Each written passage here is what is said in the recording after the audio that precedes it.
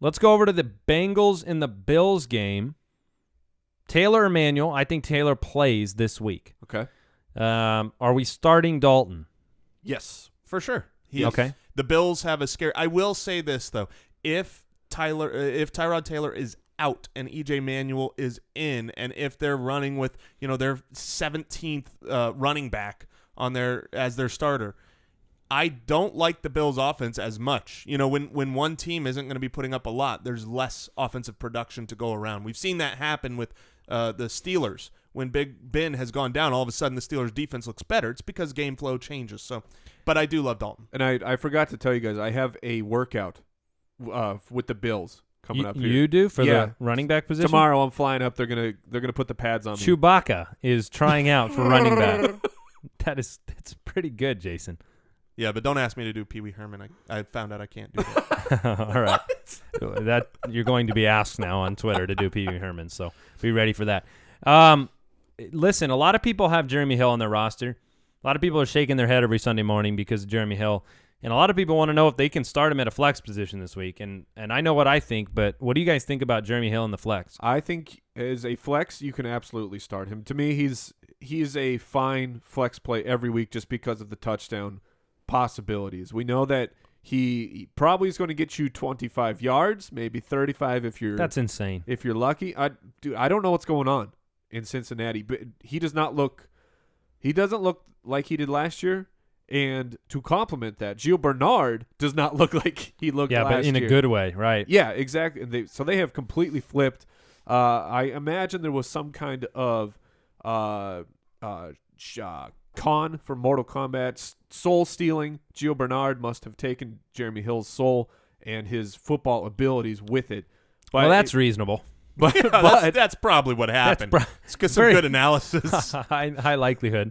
But Hill is fine as a flex play because he can score multiple touchdowns every week.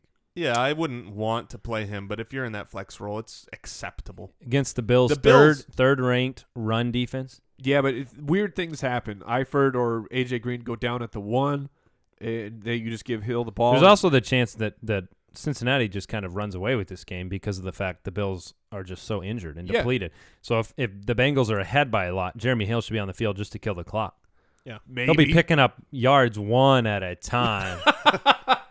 All right, so Tyler Eifert. Start him. Absolute monster. Every week. Absolute monster. Eifert. So Eifert over Barnage? Yeah, Tyler Eifert's just showing up. What about Charles Clay? Does he bounce back this week, or is there just no way to rely on him because of the quarterback situation? Because I was really disappointed. He had a huge week, 9 for 111, and then he came back last week, and he only had 1.5 fantasy points if you're in, a half-point PPR? Yeah, I don't think you can trust him, but it's not just the quarterback situation. It's his health as well. He had the calf problem, so I worry about I worry about the health of the Bills. The entire Buffalo Bills are not having a good practice session. I think need to hydrate. Fred Jackson left something behind in the locker room. What was that? Poison. One day after interviewing him, Fred Jackson is a good friend of the show. I know. That's what we a joke. can say. That's what it's called, a joke. Yeah. It's not real. All right. The Denver Broncos face again. I can't transition from locker room poison very easily. But well, we like to stay. Speaking Broncos running speaking game. of poison, the Broncos offense in general. Yeah. Dude, laughing hurts a lot right now because what is wrong with you? Because I'm back. The flag football season started. Oh. And breaking news, I was not in very good shape to begin the season. So I feel like I've been in some kind of car wreck. It's that second day after, and my whole body is just hurting. So laughter hurts. And but laughter is not what really comes to mind when I think of C.J. Anderson right now and the running game in Denver. In fact, the offense right now, are we still in the place where we just assume they will figure it out? Here's what some interesting research. I was breaking down defenses versus quarterbacks to see who's actually giving up top 12 performances. And here's an interesting note we found with Peyton Manning. Oakland, in 5 weeks of play, 4 of them, Oakland has given up a quarterback 1.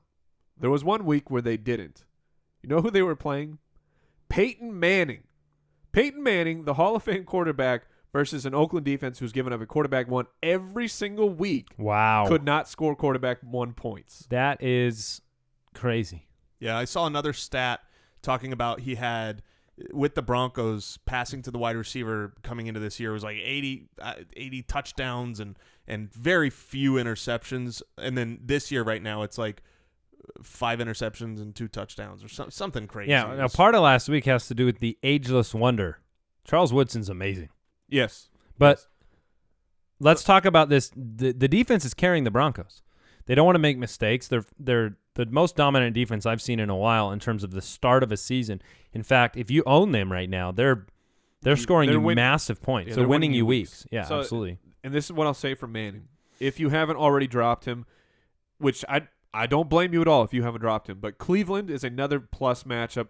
3 of the weeks they've given up a top 12 quarterback, including 2 top 6 performances. If Peyton Manning cannot get it done against the Cleveland Browns, you need to move on because you're never going to feel comfortable. Marcus Mariota or Peyton Manning this week? Peyton Manning.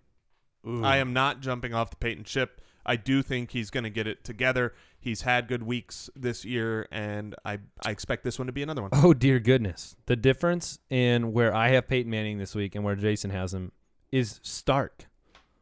Like Robert Stark? Well, let's put it this way. Jason has him at number 3. What? Mike has him at 11. Okay. I got him at 20. Yeah, take that, Peyton Manning. All right, so that's a quarterback 1 water bet. No, it isn't. Fair It is enough. not a quarterback 1 water bet. But how about a top 6? How about a top 6? He's got him at 20. I have Mariota at 11. I was saying for me. So I could do a Mariota Peyton. Mariota Peyton? Yeah. Oh, I man. Water bet. The bets are flying. Bam, dun-dun-dun-dun. I'm writing it down. All right, so let's go ahead and what other players do you want to discuss from this game? Well, you've got the wide receivers. Obviously, they are going to go as Peyton goes. The DT and Emmanuel Sanders, which I believe, obviously, that both of them are going to be fine. Owen Daniels is a worthless piece of junk, so please do not have him on your What roster. do you really think? What do you really think, guy who had him as start of the week? Oh, my goodness. I think I watched every snap of that game with an eye on Owen Daniels against one of the best. I'm not exaggerating or being hyperbolic when I say that I think one of the biggest problems with Peyton Manning this last week, because I went back and I watched the film, was Owen Daniels. They were trying play after play to exploit the tight end defense. But Owen Daniels stinks, man. He couldn't do anything. He ran wrong routes. He couldn't get separation. He couldn't. It was terrible. So I think Daniels got 5 targets too. So it wasn't like you're right. know. They tried to get him involved. 5 targets for a tight end. Now, is you remember the solid. last time someone said somebody stinks on this show? yeah, Mike. So pick up Owen Daniels. Oh, wait. You can't apologize to Devontae Freeman every day, can you? All right, let's go probably ahead and shift should. gears. Let's go Bears facing the Lions. Can the Lions get off the schneid here? Is this the breakout performance from Joik Bell we're all waiting for? Hey, I will keep say them I had a coming. waiver claim on Joik Bell. I did too. Yeah. But I got my other guys. Did somebody not sign him then? Nobody signed him. So speaking of, because you think Chicago, that's a good defense to target with your quarterbacks. Chicago has given up 1 quarterback 1 this year. Yeah, because they don't give up the yards. Yep. They're not giving up the yards, and they've won 2 straight games. 3rd against the pass. Alshon Jeffery, Mike and I both. Did you give him a ranking too, Jason? Did you stat him this week? I did. I So- believe I've got him actually very high. I might. Well, have him Mike and higher. I have him in the top 12 if he plays. Yes, if he plays. We have him at 9 and 11.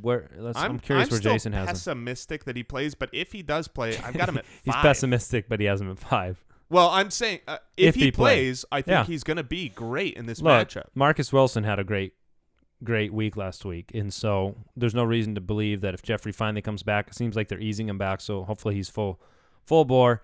You've waited a long time for him. In one of my leagues, I was waiting on him and Devontae Adams and Arian Foster, and it cost me waiting that long. So it's tough to wait for a guy and not get sour on him. But right now, if you can buy low on Jeffrey, do you do it? Yes. Oh, give me Jeffrey.